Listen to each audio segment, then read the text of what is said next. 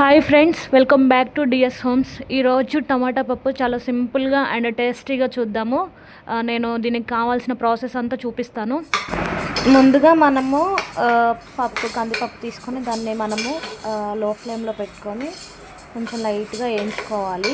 Next వచ్చేసి ఏంటంటే ఆ పప్పుని మనము ఒక 2 టైమ్స్ వాష్ చేసిన తర్వాత మనం ఏంటంటే అందులోకి డైరెక్ట్గా వాటర్ పోసుకొని మనము నానబెట్టుకోవచ్చు, లేకపోతే లేదు. తర్వాత కొంచెం సాల్ట్, కొంచెం పసుపు, తర్వాత కట్ చేసిన 2 టమాటాలు, నెక్స్ట్ వచ్చేసి మన పప్పు క్వాంటిటీ తగ్గట్టు వేసుకోవచ్చు వెజిటేబుల్స్ ఏవైనా, అంటే అది టమాటాలు,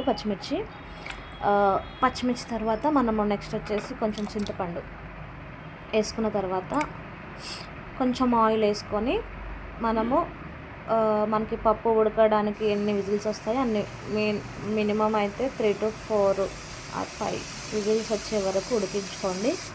ఆ తర్వాత పప్పు ఉడికిన తర్వాత స్టవ్ ఆఫ్ చేసి పప్పుని దించి అందులోకి మనము పప్పుని మొత్తం స్మాష్ చేసేసిన తర్వాత అందులో మనకు టేస్ట్కి తగ్గట్లు కారం వేసుకోవాలి. సో మనకి చాలామందికి ఏంటంటే దానికి ఎంతమందికి వాళ్ళ టేస్ట్కి తగ్గట్లు ఎట్లా వేసుకుంటారో అంత వేసుకుంటే సరిపోతుంది. సో నేనైతే ఇందులో మా టేస్ట్కి తగ్గట్టు ఒక 2 స్పూన్స్ లేదంటే 1.5 స్పూన్ అట్లా వేసుకొని మంచిగా మెత్తగా పప్పుని స్మాష్ చేసుకోవాలన్నమాట. సో నెక్స్ట్ వచ్చేసింది, ఇప్పుడు ఈ పప్పు స్మాష్ చేసినాక అందులో మిర్చి కూడా ఉంటుంది. సో మీరు దానికి తగ్గట్టు కారం చూసి వేసుకోండి, ఎందుకంటే మనం ఇందాకలే 3 మిర్చి వేసాం కదా. నెక్స్ట్ వచ్చేసి పోపు వేసుకోవాలి. దానికి జీలకర్ర, తాలింపు గింజలు, ఎండుమిర్చి, కరివేపాకు, కట్ చేసిన ఆనియన్ అండ్ ఇవన్నీ కూడా మనము రెడీ చేసుకొని పెట్టుకొని మళ్ళీ పెనం పెట్టుకొని గ్యాస్ మీద మనకి పోపుకి సరిపడ్డంత ఆయిల్ వేసుకోవాలి. నెక్స్ట్ వచ్చేసి ఆయిల్ తర్వాత మనము ఇవన్నీ ఇంగ్రీడియంట్స్ ఏమైతే మనం కట్ చేసామో అవన్నీ కూడా తాలింపు కోసం ఇవన్నీ వేసుకోవాలండి. నెక్స్ట్ వచ్చేసి మనము వీటిని లో ఫ్లేమ్లో పెట్టుకొనైనా వేసుకోవచ్చు. లో ఫ్లేమ్లో పెట్టుకుని వేసుకుంటే ఏంటంటే మనకి పోపు మాడిపోకుండా ఉంటుంది. సో ఇవన్నీ వేసుకొని చక్కగా మంచిగా లో ఫ్లేమ్లో పెట్టుకుంటే, లేదంటే మీడియం ఫ్లేమ్లో అయినా పెట్టుకోండి, బట్ హై ఫ్లేమ్లో మాత్రం పెట్టకండి, ఎందుకంటే పోపు మాడిపోతుంది.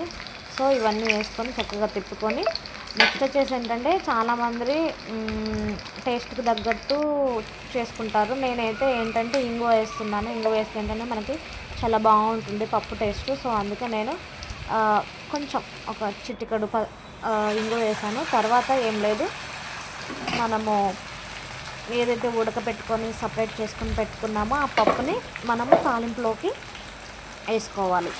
సో ఇప్పుడు అంతా మంచిగా మిక్స్ చేసిన తర్వాత మనము ఎప్పుడైనా సరే తాలింపు చేసుకున్న తర్వాత అదే తాలింపు వేసుకునేటప్పుడు ఏంటంటే మనము మీడియం టు లో ఫ్లేమ్లో లేదంటే అలా పెట్టుకొని చేసుకుంటేనే చాలా బాగుంటుంది. అంత హైగా పెట్టుకుంటే అడుగున మాడిపోవటము, పైన ఏమో మంచిగా ఉండటం అట్లా ఉంటుంది. సో అందుకే ఎప్పుడైనా సరే లో టు మీడియం ఫ్లేమ్లో పెట్టుకొనైనా మనము ఏదైనా కర్రీస్ చేసేటప్పుడు అలా చేస్తే బాగుంటుంది. బాయిల్ చేసేటప్పుడు హై ఫ్లేమ్లో పెట్టుకుంటే బాగుంటుంది, బట్ ఇలా పోపు వేసుకునేటప్పుడు మాత్రం మనం లో టు మీడియం ఫ్లేమ్లో వేసుకుంటే చాలా బాగుంటుంది. సో ఒక 2-3 మినిట్స్ పప్పు అలా ఉడికిన తర్వాత అందులోకి కొంచెం కొత్తిమీర వేసుకొని సర్వ్ చేసుకుంటే చాలా బాగుంటుంది. నేనైతే వేడివేడి అన్నంలో పప్పు అండ్ నెయ్యి కాంబినేషన్లో తింటున్నాను, చాలా బాగుంటుంది. ఎంత అన్నమైనా మనం పప్పుతో తినచ్చు ఈజీగా, చాలా సింపుల్గా ఎవరైనా చేసుకోవచ్చు. మనం సింపుల్గా అండ్ ఈజీగా టేస్టీగా టమాటా పప్పు చేసుకోవచ్చు. నచ్చితే ట్రై చేయండి, షేర్ చేయండి ఫ్రెండ్స్, లైక్ చేయండి.